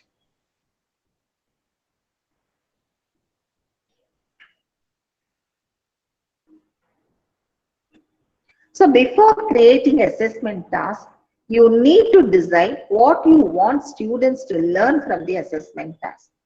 To identify learning outcomes, you may ask yourself the questions below. And after setting up an assessment task, what is its purpose of this particular assessment task? What do you expect students to learn by completing it? What should be the completed task and how it should look like? So all these questions you have to answer first yourself. Only then you can give that assignment or whatever it is. In the second step, you have to align your assessment with intended learning outcomes at different levels. So when you have identified the learning outcomes to be assessed, it is important to check if your assessment task is aligned with the courses or program or institutions' intended learning outcomes. Aligning assessment tasks with intended learning outcomes at different levels enables assessment to be viewed as part of an integrated collaborative learning experience. Students' learning is deeper and more lasting when they see the assessment tasks are not isolated experience but are a coherent, connected experience. And you have to choose your assessment methods. That is your step 3. Once you have identified the learning outcomes to be assessed, you can choose an assessment method appropriate to the outcomes that will help your students to achieve them. Another point to note when choosing assessment methods is directly never overuse one mode of assessment because each assessment type has its own limitations. For example, MCQs, it is useful for checking knowledge, recall, and basic understanding, but it is difficult to assess higher order thinking such as analysis, synthesis, and evaluation. So a well-balanced mixture of different assessment methods should be employed to minimize the limitations of each method. So next, what we will do, there are 14 assessment tools you can make use of in your question paper setting. Articles and literature review, portfolios, reflective journals, case study, posters, reports, concept maps, practical experiments, short answer questions, then essays, presentations, MCQs, open books, and you can have projects. So in your assessment tool, it is not necessary that your question paper or your assessment tool, it should involve only 10 MCQs, 5 short answers, and 4 essays. So it is not necessary, and in outcome-based education, every program can have a different set of question papers. Every program can have a different set of. So what is the need for controller of an examination? You have to get the approval, and you have to find out from the controller of examination, from your academic council, and from your BOS, everywhere. You have to start discussing whether all my question papers are finding out the intended learning outcomes. So, and the intended learning outcomes, every paper will have different. So, ஒரு skill based subject நீங்க practicals வச்சே ஆகணும். Practicals நம்ம எவ்வளவு வாங்குறாங்கறத பொறுத்து தான் the skills acquired or not we can decide. தமிழ்ல கூட நீங்க practicals வைக்கிறதா இருந்தா வைக்கலாம். ஆனா தமிழ்ல வேற மாதிரி நீங்க you can use a different assessment tool. So everywhere, whether it is a language, whether it is a science subject, whether it is a commerce subject, everywhere you will be having a blend of these assessment tools. So each assessment tool, it is having its own advantages and its own disadvantages. So the first one is you can have in your question paper setting, you can introduce article or literature reviews. See, this is whether outcome-based education, we are talking about not only the end semester examination, it is a continuous assessment. So I am just talking about not only the end semester examination question paper settings, but I am just discussing all those assessment practices that has to be instituted throughout the semester. So when you are dealing with one semester, 6 months, with the 60 students, then not one assessment tool will bring out what are the learning skills, learning styles your students are having. So when you want to assess what is the knowledge level, what is the attitudinal change the subject has brought into your student, and what is the skills, what are the skills that has been obtained by the students. So all these things, if you want to find out, you should know what are the different type of assessment tools you will be using. Hence, I'm just giving it article and literature reviews. An article or literature review is a critical review or report of existing knowledge on areas such as theories, critics, methodologies, research findings, assessment, and evaluations on a selected topic. So an article or literature review involves a critical evaluation, identifying similarities and differences between existing literatures and the work being undertaken. See, நான் நிறைய PhD thesis-ல கூட நான் பார்த்திருக்கேன். Literature review na so and so in 1928 he has found out this, and the next person why he has studied, he has investigated. They think the literature review, it means just rephrasing the words. Or 4 word depicted, studied, investigated, carried out an investigation. இந்த மாதிரி 4 word போட்டு அங்க இருக்கிற அப்ஸ்ட்ராக்ட்ல இருந்து 2 line எழுதினா that means literature review. நிறைய PhD scholars நினைக்கிறாங்க. It is not like that. So literature review is bringing out and identifying the similarities and differences between the existing literature and the work being undertaken. So it reviews what have already been done in the context of a topic, and based on that people can build an innovative idea. So for the innovative ideas that has to be brought into a student, you have to expose them to the literature reviews at the early stage.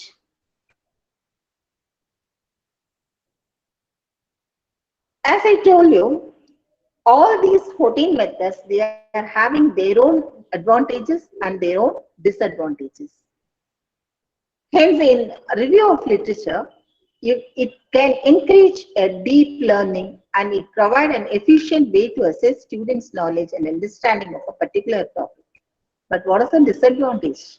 A good supervision is needed and guidance is necessary for students. If the teacher himself or herself do not know what is a review of literature, then how you can guide? So here, good supervision is needed and guidance has to be given. When you are going in for this assessment tool, you can use a rubric to explain to the students the assessment criteria and the required standard. See here, you can just, if you leave out to the students, what they will do, பாருங்க madam நான் 50 review of literature பண்ணிருக்கேன். 50 article பண்ணிருக்கீங்க, அதுல எவ்வளவு புரிஞ்சுட்டு பண்ணீங்க? That is what I will be asking.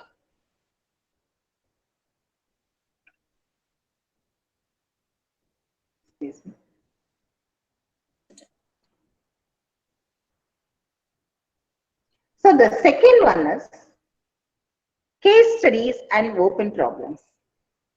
Now, case study is a learning practice that shifts the emphasis from lecture-based activities towards more student-based activities. So the aim of case study is to help students demonstrate the theoretical concepts in real-life issues. In general, teaching materials can be a short journal, news article, a scenario of problem solving and decision making. They can be an open-ended question or a picture or even a diagram. See, I'll just give you one live example of a case study. Some 5 years ago, the lawn care company, Weedman, they had an idea. Suppose என்னுடைய representatives, they get connected with a better prospect. We can come out with more decisions without adding a sales representative. And this was taken up as a case study. I think if I remember right, it was the company 59. I don't remember exactly the company which has taken up with this case study. But based on that report, what was the solution applied? This Weedman, they have migrated their data to the cloud. Hence, case studies will help you to go for finding out solutions. And what is the advantage and what is the disadvantages? Very short cases are relatively easy to design and mark. Whereas the key difficulty in gauging the level of detail, if too little detail, the case may well suggest its own answers. If too much detail or too complex, then students tend to get lost. So what is the solution for this case study? Your case study, it should not be having very minimum amount of details, or it should not have a very large amount of detail. Then this may be overcome after several runs and reiteration of the case. You have to tell them, if they like, okay, nariya questions enna kekkalam. All those things has to be discussed when you are dealing with case studies. And this case studies, I think every teacher, every educator should attempt inside the classroom.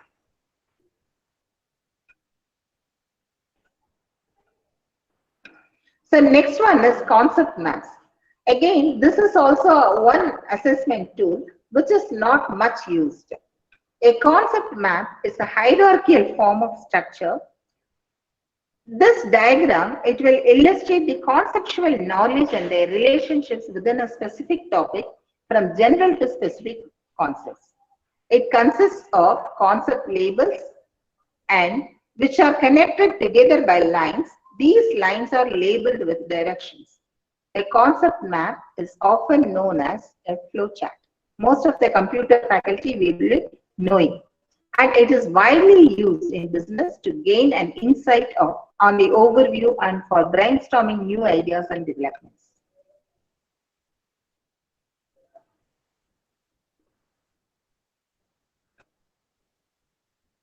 So concept maps, they are visual representations of information.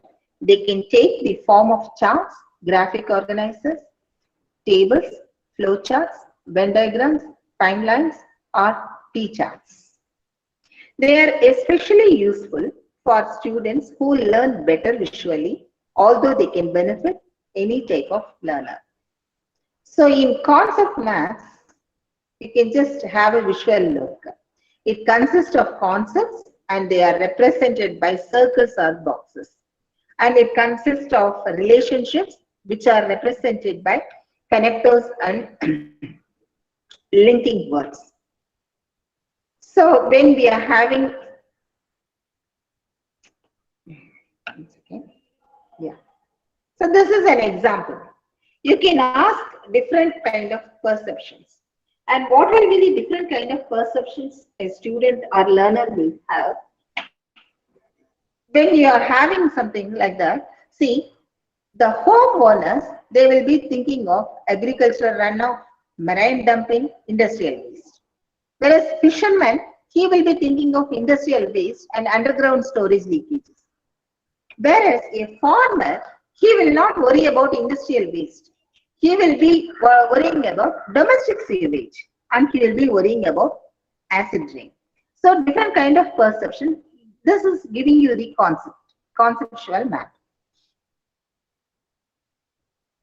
So they are also having advantages and disadvantages which are given here in this slide. The conceptual maps, one of the disadvantages, time is needed for setting up. Even for setting up the question paper, the time is required. And explaining clear assessment criteria to both students and assessors so that they are fully aware of how the performance will be judged. So the solution for this problem is, this could be dealt with by setting a rubric that clearly states the criteria and standards.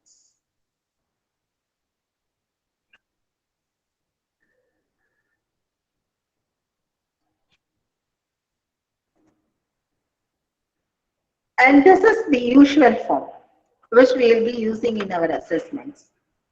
Essays. An essay is an assessment question that requires an answer in a sentence, paragraph, or short composition. Essay assessments are usually classified as subjective assessments as there are normally a variety of responses when you are going for this essays. நம்ம ஸ்டூடெண்ட்ஸ்க்கு எப்படி கதை எழுதுறதுன்றது ரொம்ப நல்லாவே தெரியும் இல்லைங்களா? அதனால இந்த மாதிரி எஸ்எஸ் கொடுக்கும்போது you have to be very very careful.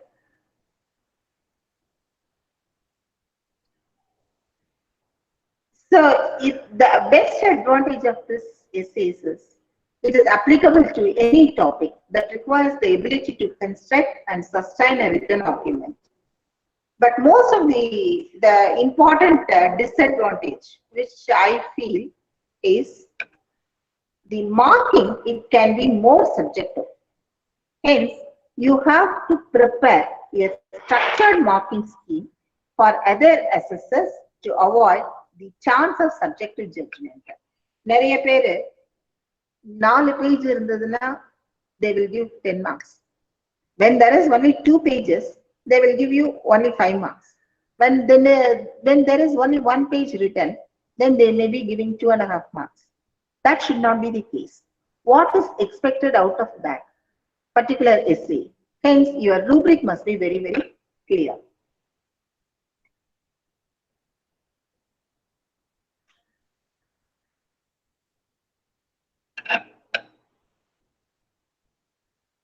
Multiple choice questions. Most easiest form of assessment. Multiple choice questions are a form of assessment for which students are asked to select one or more of the choices from a list of answers. So I'll just skip. All of us, we are very, very familiar with this type of questioning. Hence, I'll be going in for open book examination. And in this COVID situation, most of you must have conducted examination online. Online எவ்வளவு difficulty இருக்குங்கிறது you could have faced and you could have understood, because there was a case when I was looking into the student answers. கண்டிப்பா தெரியுது she is using 2 devices. Nothing can be done. ஒரு டிவைஸ்ல அவங்க answer பார்த்து எழுதிட்டே இருக்காங்க, இன்னொரு டிவைஸை பார்த்து. It cannot be prevented. We cannot do anything. So what shall I do? WWT, one of my students, she has sent a paper or allied. அவங்க physics allied எழுதுறாங்க, whereas she has sent a statistics paper. Statistics எப்படி physics அனுப்புறாங்கிறது இன்னைக்கு வரைக்கும் எங்களுக்கு கண்டுபிடிக்க முடியல. Hence, when you are having such a situations, then I will be opting for open book examinations. Open book examinations are similar to traditional examinations. The major difference is that in open book examinations, students are allowed to bring their textbooks, notes or other reference materials into examinations. Because நீங்க என்ன question கொடுத்தாலும் there are available softwares. நீங்க questionே நீங்க அதுக்குள்ள கொடுத்தீங்கன்னா it gives you all the answers. In fact, it is giving you 4 answers. When you are dealing with such a situation, in a technology-enabled learning and teaching method, I think why don't we go in for open book examinations? When you go in for an open book examination, it is the responsibility of the teacher to give a question paper which will test the understanding of the student learning outcome, instead of asking the student to scan through the pages and find out the answer in the page la irukanga. Adume இன்னைக்கு இருக்கிற children ரொம்ப சீக்கிரமா கண்டுபிடிச்சிடுவாங்க. Within 2 minutes யாராவது ஒரு answer கண்டுபிடிச்சு they will come out with the answer in the page la இருக்கு.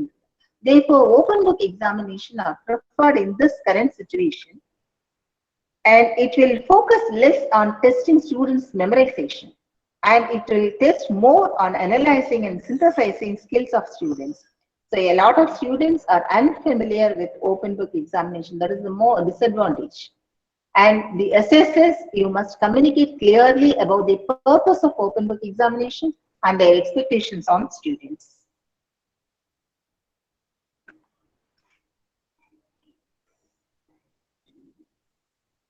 And another important assessment tool which is not used in our normal classroom, it is portfolios. A portfolio consists of evidence assembled to show how the student can meet specified learning outcomes or assessment criteria. So a writing portfolio is a limited collection of a student's writing for evaluation. See, in the normal evaluation process, we will be having all the papers, right from the class test to the end semester examination paper, whereas a portfolio is a sequence.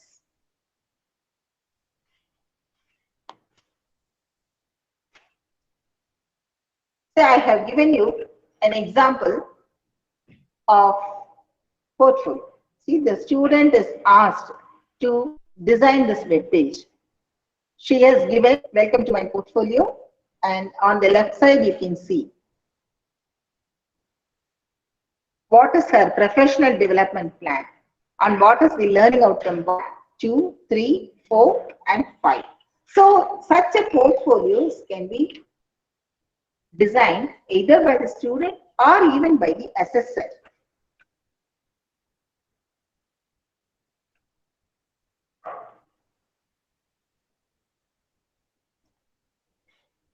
This portfolio disadvantage is it can be labor intensive in terms of planning, responding, correcting and giving feedback. And again, rubrics can help in reducing this load to some extent. The advantages, it includes a wide variety of assessment types as well as reflection upon critical incidents. Hence, portfolios are necessary in this situation. In the technological era, portfolios must also be used. And another assessment tool which you can make use of is posters. Poster is the process of showing the content and the findings of a topic to an audience or a group of audiences at different times. So you allow your students to design posters based on the teaching which you have done and take that as one of the assessment method. And see, for example, the student has given a poster .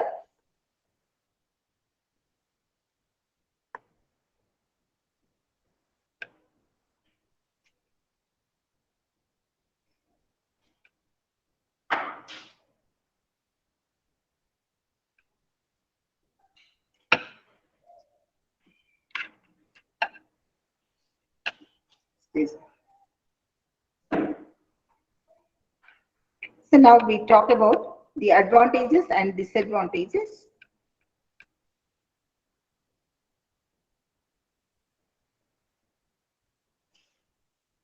And then you can just think of practical experiments. Practical experiments aim to develop students' general and specific skills in carrying out scientific experiments. And when I talk about practical experiments, you just don't think of just lab experiments alone.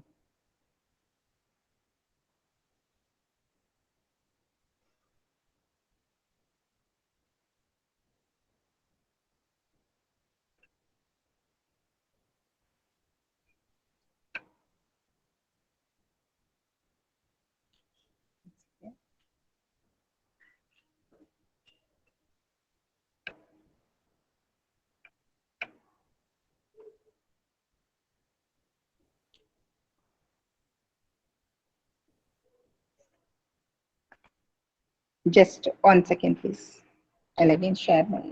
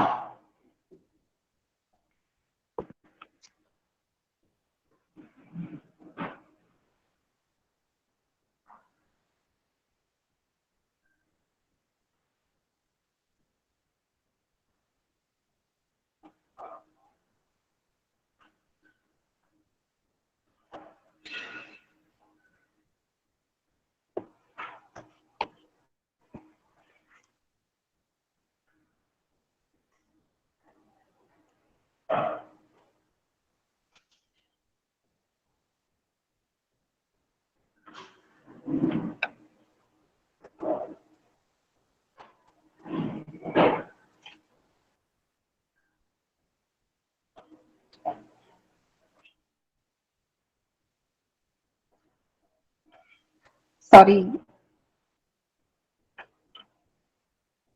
Sorry for the interruption. Now I will continue. So here, when I was discussing about lab experiments, it's not necessary that you have to worry only about the lab experiments. Even for psychological tests, that too can be given as psychology experiments, which you can see in the mesh. And presentations. Presentation is the process of showing and explaining the content of a topic to an audience or a group of audiences. The advantage happens to be marking of grades based on simple criteria is fast and potentially reliable in presentations. You can assess students' understanding capacity to structure information and oral communication skills. You can allow for integration of complex skills. And the difficulty is to set up and administer, especially with large classes. So assessor can use peer evaluation so as to involve and engage every student in the class and generate more feedback for the presenters.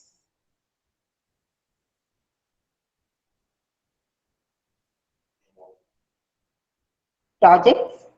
Again, I don't want to elaborate on this because everyone we are known to this assessment tool. Projects are research assignments which involve fact-finding and analysis on a specific area or topic. They are usually in the form of a dissertation which contains sections on the project's inception, analysis, findings, and conclusions. This I would like to elaborate on reflective journals. Reflective journals are records of ideas, personal thoughts and experiences, as well as reflections and insights a student has in the learning process of a course. Hence, you have to encourage your students to submit reflective journals on any particular concept which you have taught earlier. And even you can ask your students to prepare a report. Reports are documents which present detailed interpretation and content and critical analysis of the results of an experiment, investigation, and project on a particular topic. Hence, don't think of just MCQs, short answers, and essays as the assessment tools. Why I have introduced all these things are all are integral parts of your assessment and evaluation and your question paper setting. And finally, short answer questions. Short answer questions are open-ended questions that require students to create an answer. They are commonly used in examinations to assess the basic knowledge and understanding of a topic. So with this, we come to the conclusion of the 14 assessment tools. And based on the assessments, the most important thing is you have to give feedback to enhance learning. Teaching is good or poor greatly depends on whether feedback is given in the assessment process.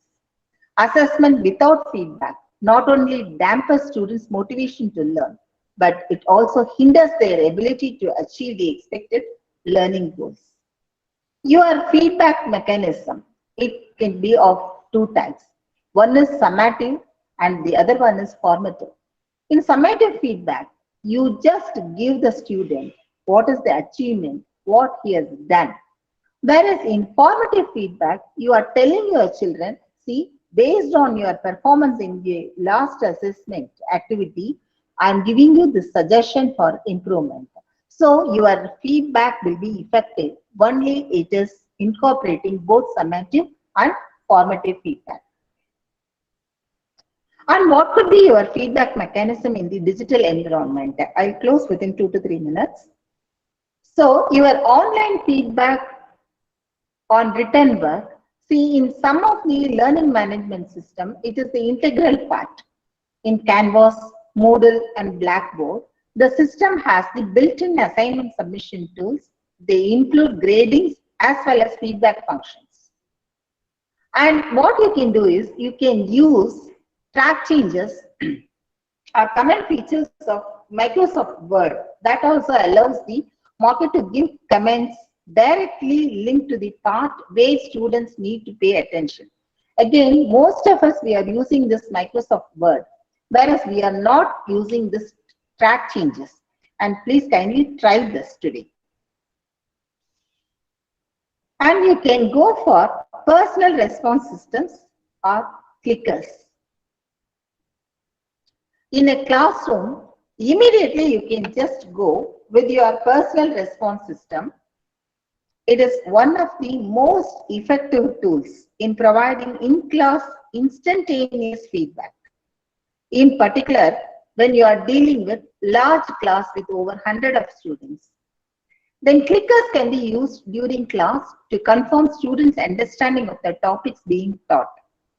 So hence, your assessment tools, it should be a combination of all these 14 assessment tools. When I was thinking of giving a lecture on this, what I thought is, okay, K1 na enna kekkano, define. K2 level, the question paper setting, it should start with this. K3 na eppadi irukano. And the madri kudukalam appdi nenichittu I have taken up all the action verbs, everything. But then I thought, the basic fundamental OBE, again, it is not at all implemented in this country. All these OBE, what I see from my perception, I'm talking, everywhere they have just adopted the template of OBE without really understanding the concept behind this outcome-based education. This outcome-based education, it should be implemented in principle. It should not be in paper and pen.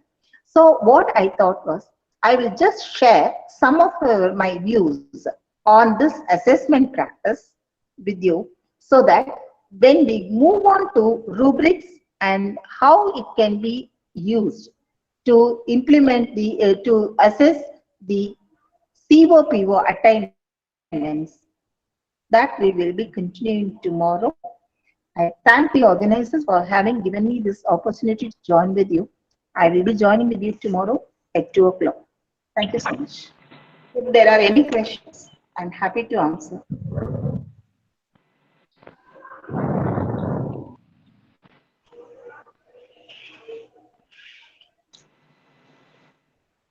Dear colleagues, is there any doubt? Be free to ask with our chief guest.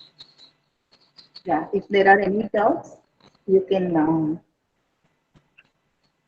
ask. And I see in the guest list one of my friend and well-wisher. He is also an expert on this topic, Dr. Mail Murugan. Thank you very much for joining with us, sir. So you can ask questions if any queries are there. Yes, We are ready to answer. Yes, good evening, ma'am. It's a very good presentation. Thank you very much, sir, for joining with us. Yes, ma'am. Yes, ma'am. If there are no queries, I will continue tomorrow. Yes, sir. Thank you. Lakshmi speaking. Can you hear me? Yeah, please. I have a doubt. Yeah, please. Is PSO and PO the same? Are there any difference? Yeah, PO, PSO, PO can be matched. Any relation? Which one, sir, madam? Specific objectives you are asking about? Ma'am, what is your question? Can you elaborate? Do you want to find out the difference between PEO and PO? No, PSO and PO is both are same. It is program specific, madam. As the name itself states, it is one is program educational objective, the other one is program specific objective, right? So one is short term, the other one is a little longer time period. Okay, in any course, do you have compulsorily PO, PSO, PO, or PO, PO alone is enough? PO? PO is enough or PSO should be included? Because in some webinars, I heard that PSO, PO. In some webinars, they are saying PO, PO. But it's necessary to have PO, PSO, and PO. The program educational objective is mandatory. You should have a mandatory requirement of PO. A program educational objective, it is a qualitative nature. So then you have to have PO, program outcomes. It is quantitative in nature. In between, you will be having your program specific objectives. So that you can leave out. Whereas PO and PO, it is mandatory, madam. Oh, okay. Okay, thank you, Smriti. Okay.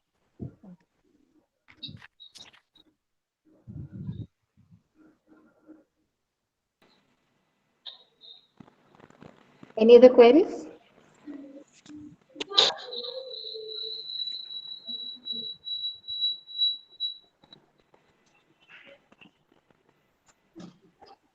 Magesh, can I leave?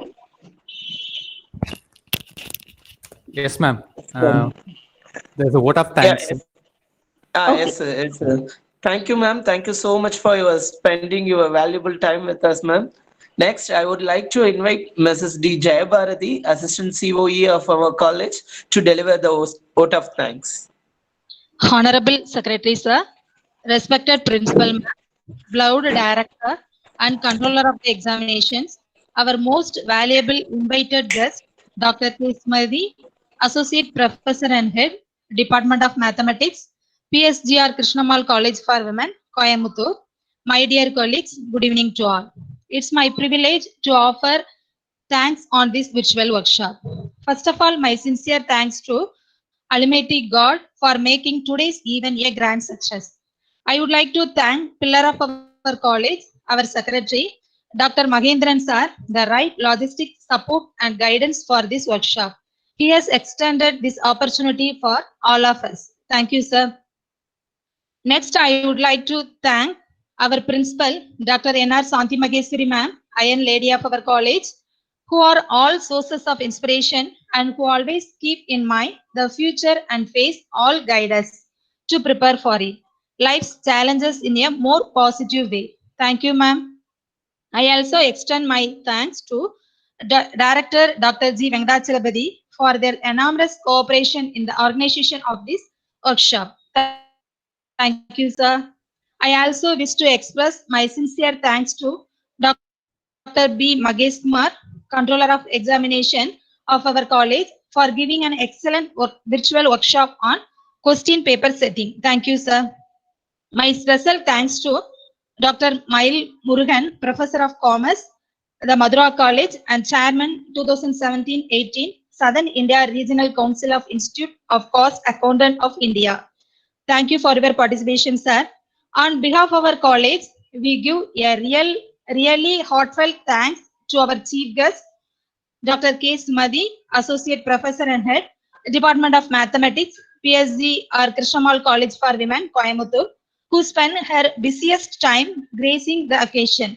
Today we had the opportunity to hear your thoughts, and this is definitely encouraging us in our future events. Thank you very much, ma'am. Last but not least, I would like to thank my dear colleagues.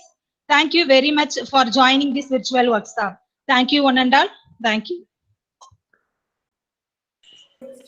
Yes, ma'am. Thank you.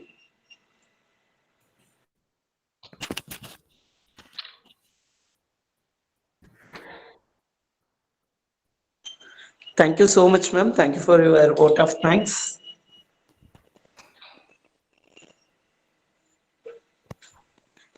Yes, dear colleagues, we will continue the session on tomorrow afternoon.